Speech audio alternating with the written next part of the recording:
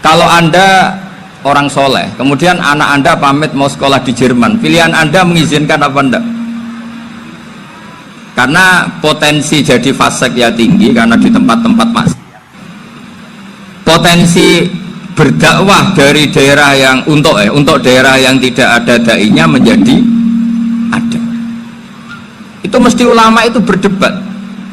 Misalnya punya anak pamit mau kembali atau keluarga. Yang satu cara berpikir optimis. Awal ada dai di beberapa negara Eropa itu ya barokahnya imigran, pekerja, mahasiswa. Dan semua itu bumi Allah, harus ada tasbih, harus ada tahmid. Dan itu harus dimulai dari kemauan atau mengizinkan anak asuh kita ke sana. Tapi di sisi yang lain potensi jadi fasik itu tinggi sekali. Wamana iman pas-pasan. Nah hal-hal seperti ini itu pasti jadi perdebatan. Dan kita harus menjawab. Dan tadi kayaknya di semua Basul Masail Pondok Salafiyah jawabnya pede semua, nggak ada ragu, nggak ada khilaf. Baguslah kalau pede. Meskipun nanti mungkin ada ulama lain yang cara berpikir apa? Berbeda. Sehingga ini saya cerita ya. Sehingga di kitab-kitab fikih, misalnya saya kok hidup di Bali sudah punya komunitas ngaji. Itu kok saya pindah ke Sukorejo sini, banyak ulama yang mengatakan haram karena membiarkan bumi Allah yang sudah pernah ada orang yang sujud kemudian ditinggalkan kosong dan kemudian dikuasai orang yang tidak sujud, jadi dianggap itu pembiaran. Jadi banyak di kitab Qalyubi, sarahnya Mahalli, jika ada seorang muslim yang hidup di negara orang kafir, dia nyaman, tidak dapat teror, itu nggak boleh lagi pindah ke negara Islam yang sehat. Karena takutnya li Allah yastau lial kafir tilkal buka, supaya bumi itu tidak dikuasai orang kafir. Jadi ini hal-hal yang para fuqaha itu harus berdebat. Karena ini masalah-masalah furu'iyah. Sehingga mulai dulu ya banyak ulama yang nyun sewu berpolitik, mulai Wali Songo sampai sekarang alhamdulillah yang minat banyak. Mungkin bedanya ikhlas sama tidaknya. Tapi kalau saya pernah dikeluhin utusan dari ya komunitas Islam Indonesia itu dulu itu ceritanya banyak yang dari Kamboja. Dari kalau dulu orang cerita itu orang Cempa. Itu setelah di Indonesia besar Wali Songo dan Brawijaya 5 itu sudah mulai oleng, itu singkat cerita mereka berpikir ingin bikin kerajaan apa? Islam di Demak Mintoro dengan raja pertama yaitu Raden Fatah, karena Raden Fatah ini putra Brawijaya. Padahal setelah jadi kerajaan ini era cucu sudah konflik, berebut kekuasaan, akhirnya sampai jadi Jipang, jadi Jogja, jadi Solo dan seterusnya. Tapi kata Mbah Mun itu tetap barokah kata. Karena orang Islam terus terbiasa mimpin, sekeliru-keliru sidik, pokoknya orang Islam biasa mimpin. Sehingga zaman Mbah Hashim ya sudah mimpin Masumi, zaman Ki As'ad pengaruhnya besar, sampai sekarang Kiai pengaruhnya besar. Nah barokahnya Kiai pengaruh besar ini sampai moral jadi ukuran. Misalnya sekarang ada calon bupati kok nggak sholat, itu pasti kalah. Jadi sholat itu jadi tolak ukur untuk calon apa? Bupati. Meskipun mungkin punya efek pura-pura sholat, tapi gak apa-apa lah, sementing moral ini jadi ukuran. Sementara yang di Thailand, di Patani, itu karena dulu pelajarannya tasawuf, itu orang gak ambisi mimpin dunia, tahu-tahu dipimpin, dan akhirnya nyuwun sewu ya saage Islam-Islam yang dulu terlalu tasawuf, karena gak punya pengalaman memimpin, akhirnya lazimnya konsekuensinya hanya pimpin. Tapi Islam Indonesia beda, karena kulino mimpin itu akhirnya dari orang Islam biasa menjadi Islam yang sholat, sampai Islam yang bisa ngaji itu bisa mimpin negara. Tentu yang paling populer dimulai Gus Dur. Jadi ini sesuatu yang barokahnya istihad para kiai, sementing Islam kulino mimpin. Jika di Indonesia itu barokahnya itu kebaikan itu jadi tolok ukur.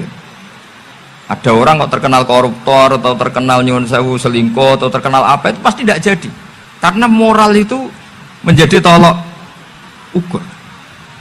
Dan itu adalah politik para kiai. Jadi ini saya cerita, dan itu negara juga akhirnya untung karena seleksi agama sama negara itu sama-sama kiai ya bilang negara harus dipimpin orang soleh, negara juga bilang seperti itu. Nah, ketokohan-ketokohan para beliau-beliau ini yang maulah bekerja sama dengan Umarok. Kita tahu dulu Pak Harto ya rawuh ke sini ketika Muktamar 84, rawuh ke Ki As'ad, ketika mau kembali ke Khittah juga dirembuk oleh ulama dan Umarok. Dan akhirnya ini menjadi negara yang alhamdulillah semoga selalu menuju baldatun thayyibatu wa rabbun ghafur. Nah, kemudian di sini saya tabarruk dengan Said Muhammad, gurunya Kiai Haji Azaim. Saya mau cerita tentang amaliyah tadi. Saya sebetulnya nggak niat bacakan bab itu, gara-gara ada khataman jumlahnya banyak saya jadi pusing. Ini panitia tanya, khatam betul apa enggak? Iya Gus, khatam betul. Tapi kayaknya saya tidak yakin itu. Karena saya ini kan dari pondok tahfidz itu. Biasanya anak khataman itu ya rodok bodoni itu.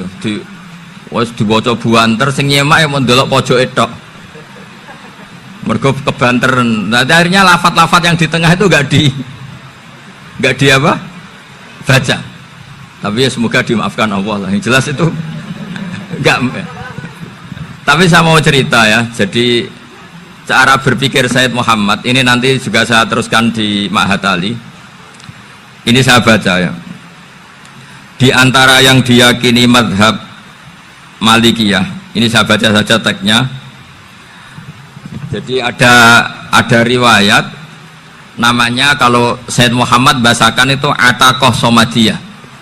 Kalau di Indonesia kadang orang bilang Al-Ataqoh Al-Kubro, yaitu dengan membaca surat Ikhlas. Di sini jumlahnya hanya 100 kali, Kila 1000 kali.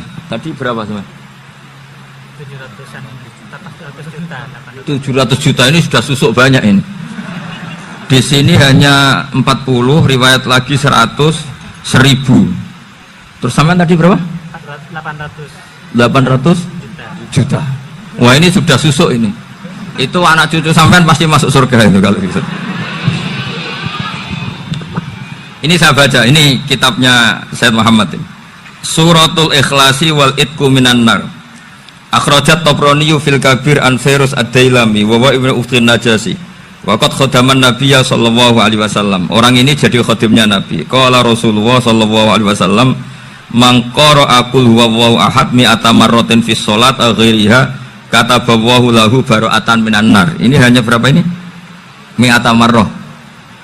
Berarti kalau satu orang itu cukup 100. Tadi sudah untuk 7 turunan tadi untuk orang berapa? 800 juta. Ya, untuk 7 turunan cukup ya? Cukup. Untuk 7 turunan ya, sudah susuk ini, sudah susuk ini. Aduh, ribet ini. Nah, ini tak cari pembenarannya ini supaya keren. Ini di halaman 188 Abwabul Farad. Warwa Ibrahim bin Muhammad Al-Khiyari fi fawaitihi an Hudzaifah marfu'an, "Man qara'a qul huwallahu ahad alfa marratin faqad ishtara nafsahu minallah." Berarti 100, ada riwayat lagi 1000. Nanti tak carikan lagi yang berapa? 1 miliar mungkin.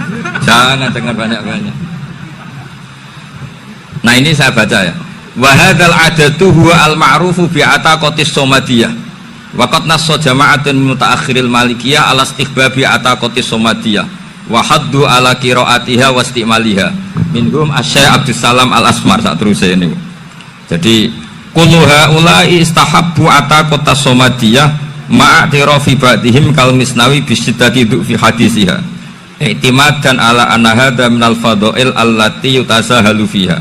Faman sa'a yasta'milaha roja'a khusula ma fiha fala ba'sa bidzalik ala syarti alla ya'taqida thubuta dzalika anin nabi sallallahu alaihi wasallam hatta la yaqa fil kitsbi alaihi. Jadi intinya itu silahkan Anda bikin jumlah sesuai versi Anda. Yang penting Anda jangan kampanye kalau itu perintah Kanjeng Nabi Muhammad sallallahu alaihi wasallam. Karena kalau kamu atasnamakan Nabi kemudian jumlahnya sampai 800 berapa? 800 juta, berarti Nabi mengajarkan masyaqqah pada umatnya. Jadi cukup yang riwayat itu di sini hanya 100, sama 1000. Jadi kalau jumlah tadi untuk 7 apa? Turunan. Jadi kamu harus ditutup dengan doa, ya Allah, semua itu bukan untuk saya tapi untuk 7 turunan. Tolong catat ya Allah. Karena itu. Jadi artinya gini loh ya, orang Indonesia yang sering mempraktekkan atakosomadiyah itu bukan tanpa dalil.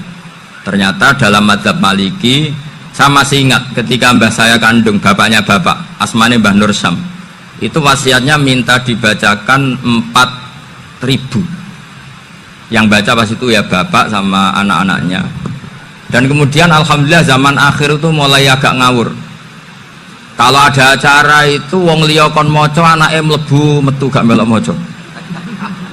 Itu keliru, saya jamin itu keliru. Saya sering kalau mimpin di rumah, kalau yasinan di tonggo-tonggo kok anaknya gak maca, saya keluar. Bapakmu wong liya kon maca, kata saya gitu. Jadi itu menurut saya itu yang jelas. Saya sampai ngisi begini, yang ada riwayatnya itu idza mata ibnu adam in qata amaluhu illa min salasin shadaqatin jariyah au ilmin yuntafa'u bi aw waladin sholihin yatullah. Itu tidak ada di hadis au kiyayin sholihin yatullah, kata. Yang ada itu awaladin apa? Sholihin. Jadi anaknya harus ikut, kalau tidak ada usah, kata. Akhirnya anaknya udah tinggi Gus nggih. Akhirnya tak kei jagung paling akeh, kula mendet sithik. Wong aku ora anake kok. Kadang-kadang enggak, orang lain baca buahnya, anaknya mau melebu metu mau enggak no tamu mbek rokokan. Itu harus ditobatkan itu. Keliru itu. Karena nasnya bukan au kiyayin sholihin tapi au waladin sholihin.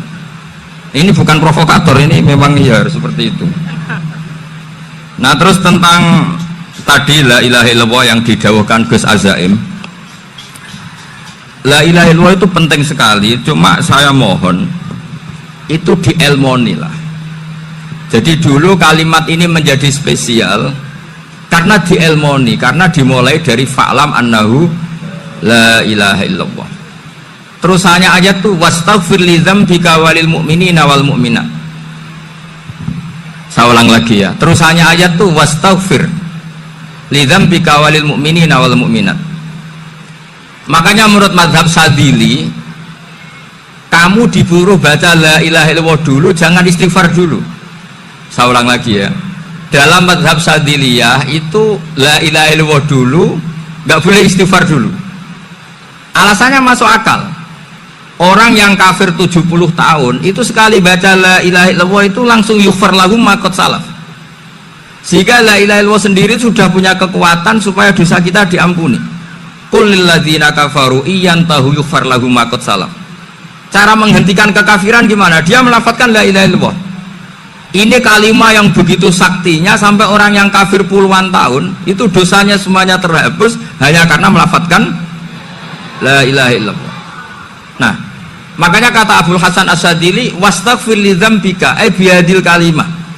Seseorang sah diistighfar itu kalau melafadzkan la ilaha illallah. Misalnya ada orang kafir mati kafir, sah nggak anak cucunya mengistighfari dia? Tidak sah karena belum melafadzkan la ilaha illallah. Makanya kata Abdul Hasan As-Sadili wastaghfir li dzambika ay bihadil kalimah. Sehingga lafadz ini spesial betul. Tapi kadang-kadang beberapa mursyid cara berpikir lain. Ini kalimat thayyibah harus dibaca orang suci, sehingga mendahulukan apa? Istighfar. Untuk supaya pas ngelafatkan kalimat thayyibah sudah dalam keadaan apa? Suci. Itu juga masuk akal. Tapi secara meyakinkan saya sendiri lebih mengikuti manhajnya Abdul Hasan As-Sadili karena alasannya tadi, yang kafir puluhan tahun saja langsung luntur dosanya karena melafatkan la ilaha illallah. Artinya la ilaha illallah sendiri sudah bagian dari istighfar.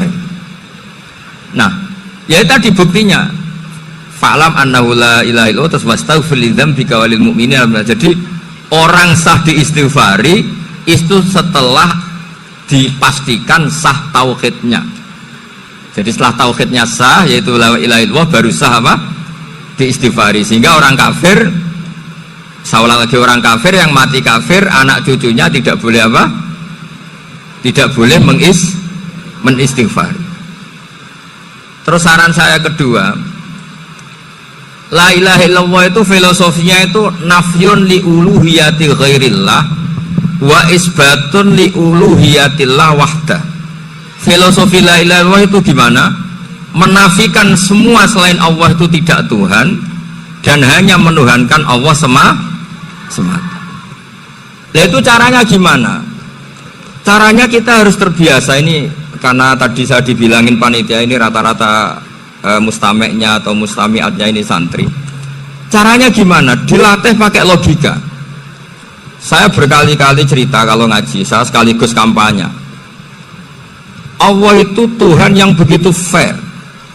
Untuk menjadi Tuhan, Allah mempersilahkan